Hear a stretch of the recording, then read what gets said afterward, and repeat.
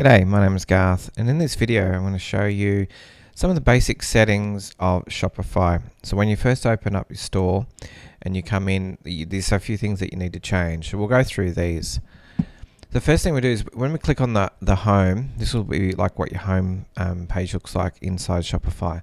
And all we need to do is we click on settings at the bottom left hand side. So then you'll have all these different options: general, payments, checkout, shipping, taxes, notifications, files, sales account. So the first thing we do is want to look at general. With general, we want to make sure you got the store name correct, and you have an account email and customer email.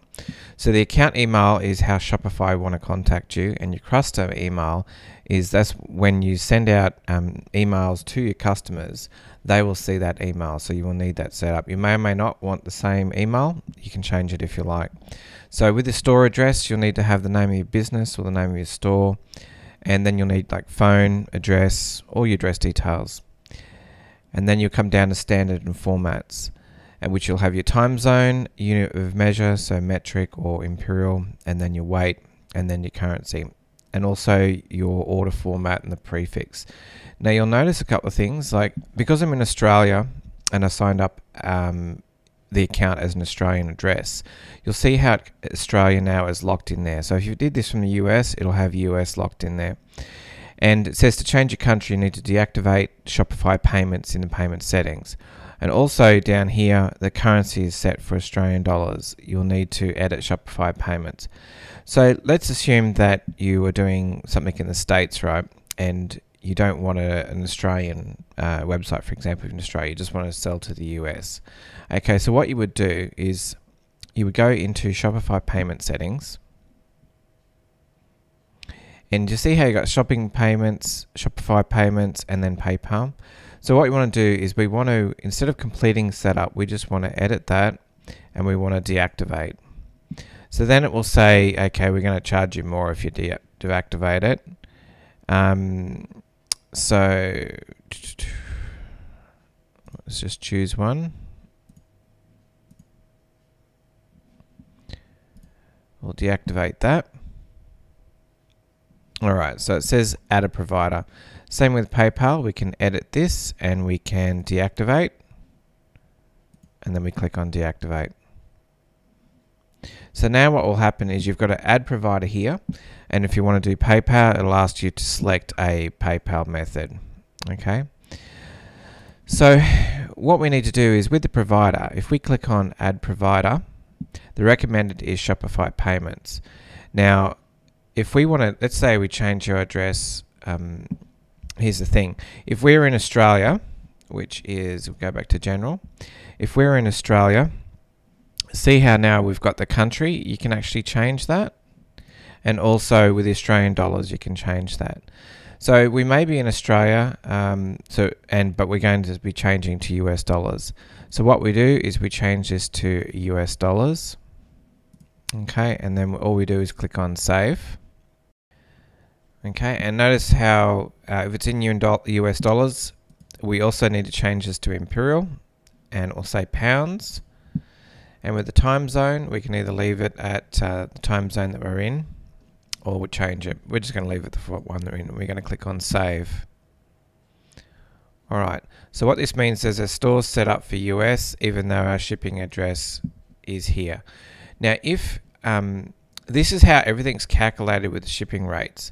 So what will happen is if your customers are in the States and you have an address that is in Australia, what the problem will be is that every time you go to sell something, it will come up for international rates. So your address has to be in the States if you want it to be there. So there's numerous ways of getting addresses for the States, but you would put the address for the States in there, and that way everything would be calculated from that shipping address. Alright, so we'll just make sure we click save. So now we'll go into payments. We'll have a look at that. And you would select a provider. Now, it tells you all the different providers you can choose. And the one that says recommended is Stripe. So you can go with Stripe. That's easy to do. So we click on Stripe. And what it will do is it will then say activate. And so we click on activate.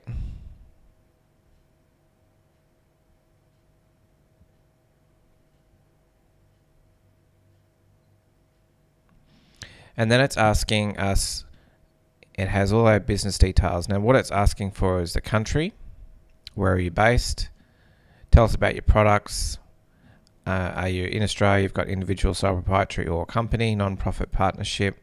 They want to know your ABN or ACN if you're in Australia. They want to know your business address, your site, all your details, the credit card statement, what you want, you can change that later. They want to know your bank accounts and agree to setting up direct debit and putting email password. And then you would click on authorize access account and do that. Now, if you already have a Stripe account, all you can do is sign in.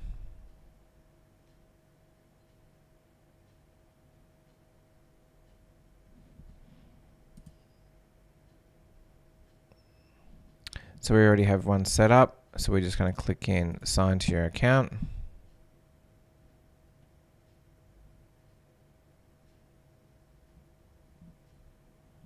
And now it's linked. All right, so it's the same with PayPal. You've got these different options. PayPal Express Checkout is pretty straightforward. When you select that, it comes down here and tells you what you need to do. But essentially, you activate it, it goes to the PayPal account, you grant permissions, and then you redirect it back. So to give an example of how that's done, you would go activate.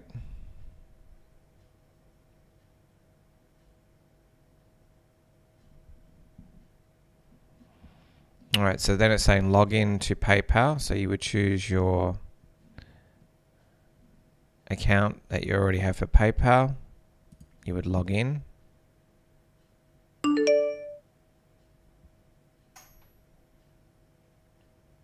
So now what it's doing is saying grant permission for Shopify. And it's essentially asking for permission for all these things. And then you would grant permission. Click the little yellow button or orange button. And it takes you back to a Shopify. All right, so now we have both Stripe and PayPal set up. And the advantage I've already got a Stripe account and already have a PayPal account, but you can either create a new PayPal account or use an existing PayPal account. And it's the same with Stripe. But with Stripe, I recommend that once you have one account, continue to use that account for your particular business. All right, so that covers that. With the payment authorization, normally it's set to automatically capture payment for orders. So if you do that, it means if they put the credit card in to make a payment, and then it will charge that credit card straight away. If you do a manual capture, it will just authorize it, meaning it will check to see if the money's there, but it won't actually take the money, and you have to manually do that in another section in here, but we'll leave it at automatic. The next section we'll go into is checkout. So you've got the different style of your checkout, you can change that. Also, you've got customer accounts. So they're disabled by default. I like to have accounts. I change them to optional, but I wouldn't suggest being required. Also, for form options, require first and last name because I want to know those details for the customer. Company name you can have optional, depending on whether you're doing B2B or just B2C. We can change that to optionals there. Phone number, I always have required because I want legitimate customers to be putting their details in, including their phone number. If there's a problem, I can contact them and call them. If they're not serious, they will put their phone number in if they're serious. If they're not serious, they don't put their phone number in and they won't be able to check out. So you can make it hidden or optional, but without that phone number, people can essentially hide behind their identity and try and fraud you. So that's what you've got to be careful of. Also, if you have any problems, you can always contact the customer if you have a phone number. It's a bit quicker than email. Okay, so while the customer is checking out, we use their shipping address as the billing address by default and ask for permission to send promotional. We, by default, customer agrees. We put that on so that they are added to the accepts marketing group. That means when they want to receive messages from us for marketing. That's important for when we're doing emails. And after an order has been paid, we can either automatically fulfill the line items or do not fulfill. So this means that normally it's do not automatically fulfill, because you want to be able to fulfill those orders by yourself, or get a VA to do it when that happens. So if it's automatic, that means when an order comes in, it's paid for, it then says that it's been dispatched, and it may not have been dispatched. That's why we do it on do not automatic. So then automatically archive orders from your open orders list. I normally take the tick out of that, and the reason is that I want to see the orders that have not been fulfilled, and once they've been fulfilled, then I want it to be archived, but only after I'm happy with that. You can leave it on automatic if you want, or you can take that tick out. You can change it later. Then you've got the checkout language. Currently mine's on English. You can change that. And then you have your refund policy, privacy policy, terms of service.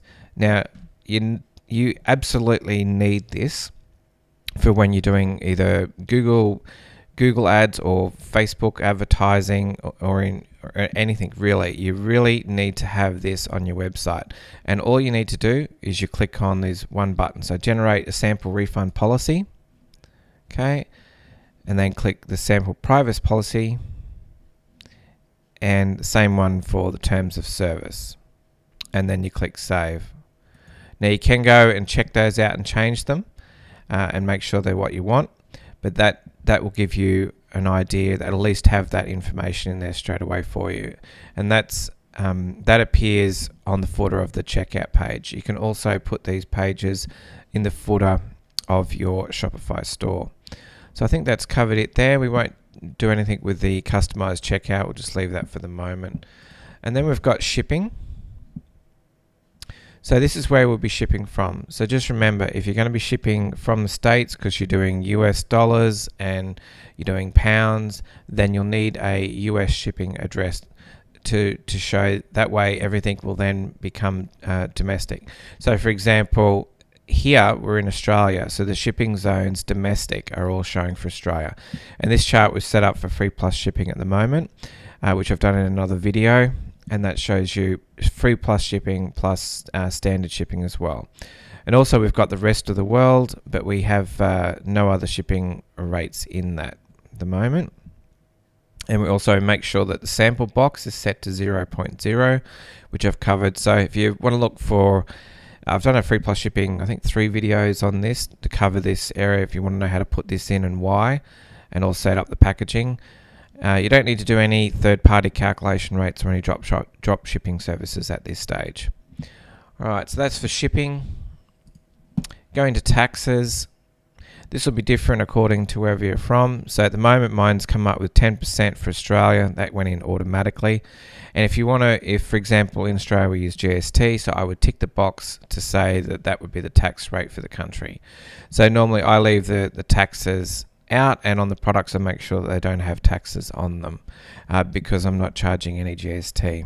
Okay, and that will apply for, you just need to work out whether or not you're going to be charging taxes for your business or the way you've set up. You'll need to check that yourself. So notifications. These are all the notifications that the customer receives. So for example, an order confirmation, if we click on that, you'll see this is just code. All right, and you can modify that if you know what you're doing, and you can read more about it here. But if you click this little button and click on preview, it'll actually show you what it will look like. So it'll have the name, the order number, thank you for the purchase, view your order, visit the store, and then show what the products that you actually bought, the contact address, shipping, billing address, payment method. Okay, and that's what it will actually look like in the email. So you can leave it by default, that's fine for the moment. We'll click on files. Files is if you need to upload any files like images, videos, or documents, and then you use them within Shopify, but initially you don't need to do any of that. Then you've got sales channel. And at the moment, the only sales channel we've added is the online store. So you can add other sales channels, which is to click on this button here, and you can do Amazon, you can do buy button, Facebook, Messenger, mobile app, point of sale. Now currently these are unavailable, so they might be available in your country, but they're not here. So House, Pinterest and Wanilo, they're all available most likely in the States, but not here. So if I want to add any of these, I can. Alright, so the if you didn't have the sales channel, which is the, I'll just cancel this for a second. The online store is the one that's like $29 a month. You can just get the one without the online store, and what that is this one here. That would be the buy button. So what will happen is you can embed this on somewhere else. So if you already have a WordPress or another like Tumblr or Squarespace, you got another site and you want to sell products, you just need a buy button, and you can add that. And I'll show it in another video how to do it, but that's pretty handy. Essentially, you're putting the product, you can configure any way you want, but when they press buy, it'll take them to the checkout for Shopify. You can also do Facebook, and that's part of that cheaper plan as well, if you want. And this will add the shop section into your Facebook page and bring all your products through. There's also Messenger. So this allows the customer to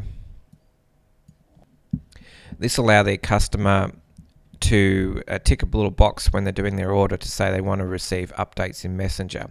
So what happens there is when the order gets sent out, it will actually notify them to say it's been sent, and they'll receive order confirmation in there. So that's pretty handy to install if you're using Facebook. So I've actually went and installed both Facebook and Messenger. You also have a mobile app, but normally that one there is if you have a developer to make a mobile app and you've got point of sale. So this is handy if you're somewhere at like a location, a physical location, and you want to sell something. You might have this installed on the iPad, and then you can actually sell products from your store through that. That's your point of sale system.